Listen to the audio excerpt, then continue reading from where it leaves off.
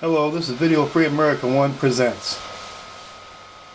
This is Video Free America 1. This is the introduction to this video. I don't like to be judgmental about other people and what they believe, but this Muslim thing is a game changer. They people want us dead, and by golly, that's a game changer, and I am really on the defensive about this. So I just want you to know, I don't judge people. I try not to. That's not what Christianity is all about. But when they want us dead, that's a whole different game right there. That's a whole different ball of wax. I protect my family, and I protect my fellow Christians, and I protect my friends, and my stuff, and my rights. And you know what? This is just what this video is all about. I'm just trying to make you form your own opinion. I gave you the things to look up on the internet. Look up the Quran. You can do it yourself. Just everything is in there. Look it up and read for yourself. Okay? This Video Free America 1. I hope you enjoyed the video. Hope you learned something from it. Thank you. Okay, this is Video Free America 1, and I'm coming to you because it's kind of a follow-up on my Christianity versus Islam video I did. Okay, it's probably going to be a two-parter because there's quite a bit to cover here. But anyway, a couple weeks ago, I was kind of curious. I was reading that thing about Islam, and I was kind of curious I wanted to find out for myself what Islam was all about. So I looked up the Quran on my internet, and I downloaded the Quran in English, translation of the Quran on my computer, and I read some stuff in there. Just in the first, I only read 2 or 3 of these surahs they call them, and you know what? Those people, I don't care. This email I got coming up here, what I'm going to be doing pretty soon is a woman that was born a Muslim, but she became a Christian early on because of the fact of the way that the Muslim faith is. Okay, I'm going to read this little headline here for you, and then I'm going to go back into what I was going to say. Muslim women is an interesting read. I am also hoping that those of you who think Muslims are all the same or not bad will read slowly. For God's sake, pass it on. America is still in denial and asleep. Okay, I downloaded this Quran, and I read a few things on there, and I'm telling you what, I thought up for myself, your Muslims want us dead. Christians, Jewish people, non-Muslims.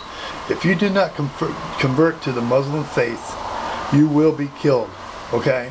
That's exactly what it says for just a few things that I read. The very first one I read says something about that they did not like Christians or Jewish people. That we were the enemy. Okay? Now, we got all these Muslims in our country. Okay? Now, if they're reading out of the same Bible, the same Quran, then that means they feel the same way. Okay? You may have Muslims living next door to you that are reading this Quran and believing what they're saying here, and I'm telling you, you need to watch yourself. That they're out to get us, man. I'm telling you. And then our president made a statement on TV the other day. Now, he made it as a sarcastic joke, but I believe he meant it. He stated he was a strapping young Muslim socialist. As being I don't know what he was set up for. I just caught the tail end of it, but I believe he is, man. Now, these people want us dead. Christians, Jews, or any non-Muslim person who does not accept the faith. Sharia law is like that, okay? I wanted to find out for myself, and I found out for myself because I read it myself. Now, if you don't believe me, get on the internet, look up the Quran on the internet, and download a copy. You can find them anywhere on there. Just look up until you find it says a free download. Read it yourself. The reason I don't have it on me right now because after a couple of times of reading it, I felt in my spirit God told me to delete it off my computer. It's bad. I don't need to read anymore. All I have to do is have faith in my Jesus, and that's what I do. But I need to get this out to people. If you think that your Muslim neighbors who believe in the Quran, who follow Muslim faith, are your friends, do not think that because they are not your friends. They want us dead. Okay, now here we go into the email. Now, this might be a two-parter, so this is kind of a long email. 20 years from now, I will be in heaven. Bye. This is written by a woman born in Egypt as a Muslim. Make sure you read the paragraph in red towards the end. Joys of Muslim Women by Noni Darwish. Okay? In the Muslim faith, a Muslim man can marry a child as young as 1 year old and have sexual intimacy with this child, consummating the marriage by 9. The dowry is given to the family in exchange for the woman who becomes his slave and for the purchase of the private parts of the woman to use as a toy. Even though a woman is abused, she cannot obtain a divorce. To prove rape, the woman must have 4 male witnesses. After a woman has been raped, she is returned to her family, and the family must return the dowry. The family has the right to execute her and honor her killing to restore the honor of the family Husbands can beat their wives at will, and he does not have to say why he has beaten her. The husband is permitted to have 4 wives and a temporary wife for an hour, prostitute, in parentheses, at his discretion.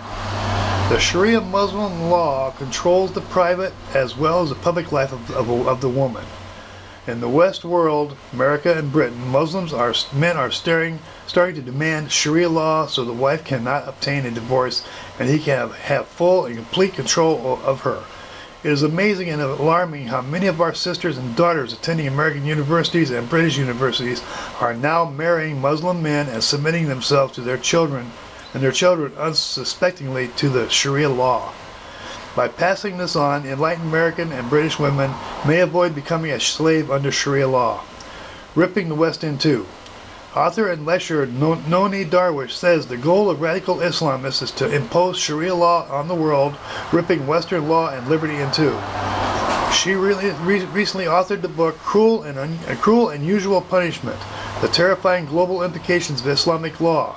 Darwish was born in Cairo and spent her childhood in Egypt and Gaza before immigrating to America in 1978. When she was 8 years old, her father died while leading covert attacks on Israel. He was a high-ranking Egyptian military officer stationed with his family in Gaza. When he died, he was considered a shahid, a martyr for jihad. His posthumous status earned Noni and her family an elevated position in Muslim society. But Darwish developed a skeptical eye at an early age. She questioned her own Muslim culture and upbringing. She converted to Christianity after hearing a Christian preacher on television.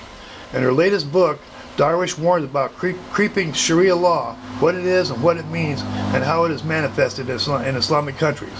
Okay, I'll come back to this in a minute. Hello, this is Video Free America 1, and I'm saying thanks for watching and God bless.